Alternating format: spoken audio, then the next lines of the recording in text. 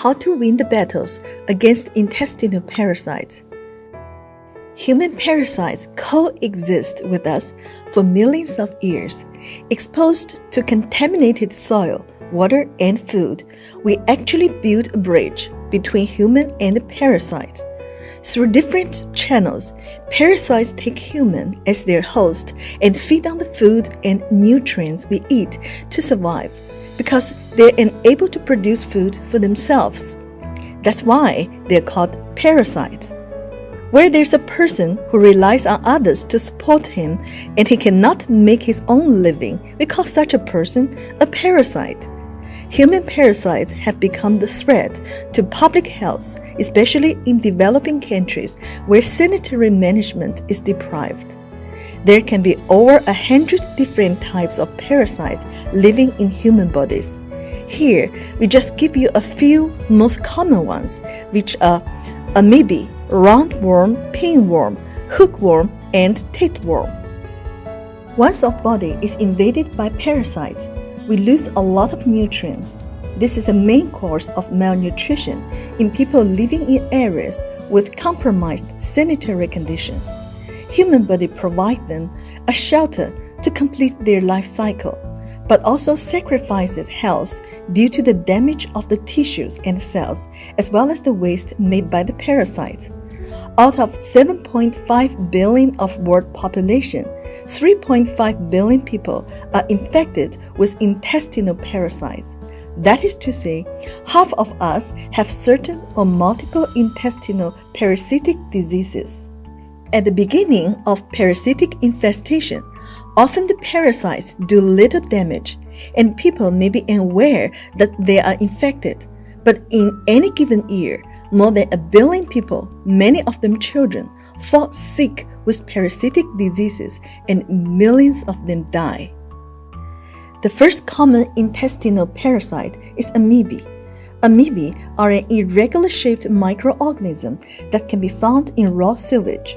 If a person suffers from symptoms such as bloody, explosive, and foul-smelling diarrhea, it gives us a clue that this is amoebic dysentery caused by eating food or drinking water that has been contaminated by amoebic cyst. The diarrhea can be so severe that the patient could experience dehydration. These parasites also release a kind of enzyme causing ulcers and abscesses, where they enter the bloodstream and invade other organs like liver and brain. Once the amoeba migrate to brain, coma, even death may set in if not properly treated.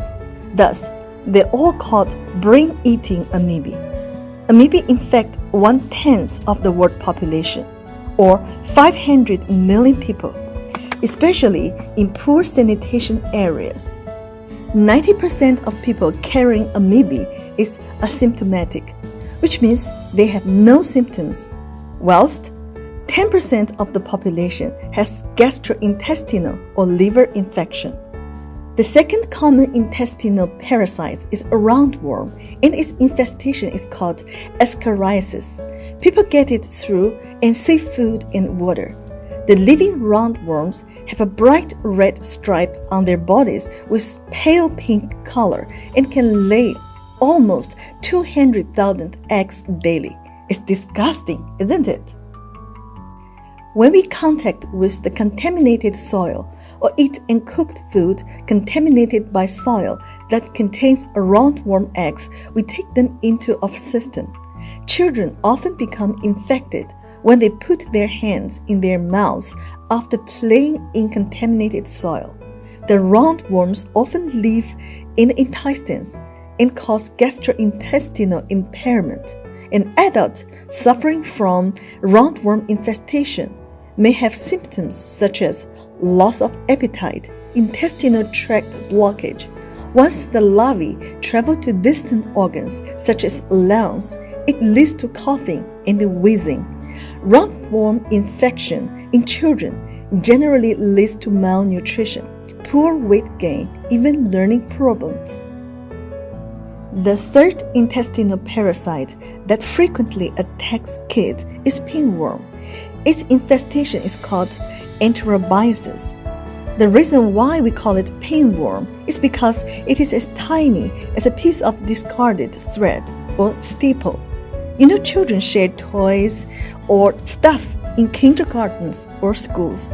A typical symptom of pinworm infestation is the anus itching. Kids will scratch their anus or surrounding skin, then touch the toys. The same toy will be picked up by other kids who may put their fingers into their mouths while playing.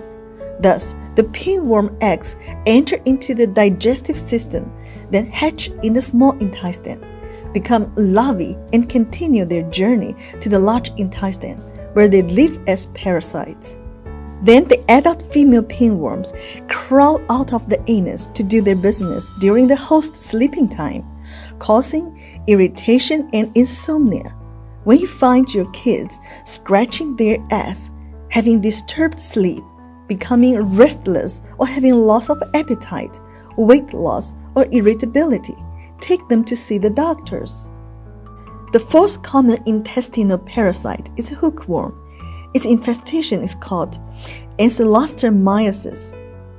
In villages, people often walk barefoot if the soil is contaminated by hookworm larvae that live in the small intestine of a dog, cat, or human. We get hookworm infestation. When the larvae enter human body, they can move from the vascular system to the lungs and trachea, where they are swallowed and thus enter the digestive system and grow in the intestine by feeding on food. Unlike roundworm infection, there are no specific symptoms for mild hookworm infection. However, the silent and insidious property makes hookworm infection become more dangerous. Symptoms of severe hookworm infestation include iron deficiency anemia, abdominal disorder, loss of appetite, protein deficiency, intellectual, cognitive, and growth retardation in children, and even death. Now I'm going to introduce you a monster, tapeworm. Tapeworm can go 6 inches long. Imagine this monster lives in the digestive tract and absorbs nutrients from our blood. Tapeworm is composed of many segments, each of which is a separate independent body with an independent digestive system and reproductive tract. The older segment drops off from the tail tip as a sac of tapeworm egg. Then the sac, which is released outside through the host rectum with the stool, will be ingested by intermediate hosts such as pigs, cattle, or fish, and hatch into larvae in the intermediate host. Tapeworm infestation happens to humans only when people ingest undercooked meat like pork, beef, and freshwater fish, which contains tapeworm eggs or larvae. The larvae develop into adult tapeworms in the digestive tract of the host and start their life cycle. People who get infected with tapeworm have the common symptoms of increased appetite, irritability, insomnia, anemia, and sensitivity to light or sound. What's worse is the tapeworm can survive 20 years and migrate to other tissues or organs. How can you win the battles against the human intestinal parasite? Here, we introduce a whole package of products. The first step is to kill the parasites with Greenwood's Parashield capsule. It contains 2 major herbal ingredients, Radix astragalus extract and Lophocerin gracile extract. These products can paralyze the body of the parasites and make it fall off the intestinal wall. Meanwhile, it repairs the damaged intestinal wall caused by the parasite. It can also enhance immunity by activating the eosinophils to kill the eggs of the parasite. Take Parashield capsule 2 to 3 capsules each time, twice in a day. We want the herbal ingredients to have thorough contact with the worms, so we must take these products before meals with an empty stomach. The second step is to replenish the body for the lost nutrients. Intestinal parasites eat most of the nutrients we're supposed to absorb in our intestine. If you have developed malnutrition after parasitic infestation, taking protein powder may supplement essential amino acid as building blocks to mend the impairments of our body. 1 to 2 tablespoons per day is enough. It can be mixed with cereal, porridge, or with soup or broth. Spirulina Plus capsule is considered as a complete food. It not only contains all essential nutrients we need, but also 2 important phytonutrients, phycocyanins and chlorophyll. This product replenishes the nutrients we lost and also repairs the damage of the intestinal wall. 1 to 3 capsules each time, 1 to 2 times in a day can provide you enough nutrients. If you have limited budget, you may go for multivitamin tablets. It supplements vitamin A, B complex, vitamin C, D, and E, as well as calcium and magnesium. 1 to 2 tablets in a day is good enough for your vitamin intake, but this product doesn't contain protein and other nutrients. You need to drink milk, eat cheese, chicken, or other protein-rich food to supplement proteins. If you have children who are parasitic infected, you may also go for blueberry super nutrition. It is rich in protein, minerals, vitamins, dietary fibers, and anthocyanins. The anthocyanins can repair the damaged intestinal wall caused by parasites. 1 to 2 bags in a day can meet the need of daily nutrient intake. It tastes nice and can be mixed with cereals, porridge, or milk. Multivitamin tablets for children is also a good choice, but this product doesn't contain protein, which is very important for the growth and development of children. Taking these products, you still need to give protein-rich food to your kids. 1 tablet can help the kids to meet their nutritional daily requirement. Zinc deficiency in children may result in retarded growth, frequent diarrhea, and eye disorders. So supplementing zinc is necessary for children and adolescents. 1 tablet per day is good enough to sustain the functions of their body. Calcium is the most important mineral for the bone and teeth. It is absolutely essential for children and adolescents who are at their peak of growing. 1 to 2 tablets in a day can meet the requirement of the development of their teeth and bones. Here, we have some tips of hygiene for you to cut the risk of parasitic infections. First, wash hands thoroughly with soap and hot running water for at least 10 seconds after using the toilet or changing a baby's diaper and before handling food. Second, clean bathrooms and toilets often. Pay particular attention to toilet seats and taps.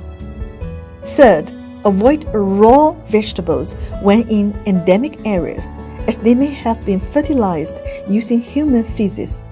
Fourth, boil water or treat with iodine tablets. Fifth, avoid eating street food, especially in public places where others are sharing sauces in one container. Sixth, practice strict meat inspection and cook meat or fish thoroughly. Remember, fecal mouth contamination is the main way to get infected with parasites. Do not defecate in other places other than toilets.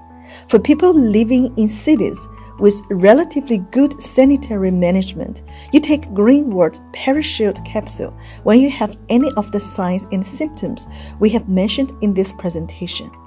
If the place you live has compromised sanitary management, you need to take these products every 6 months.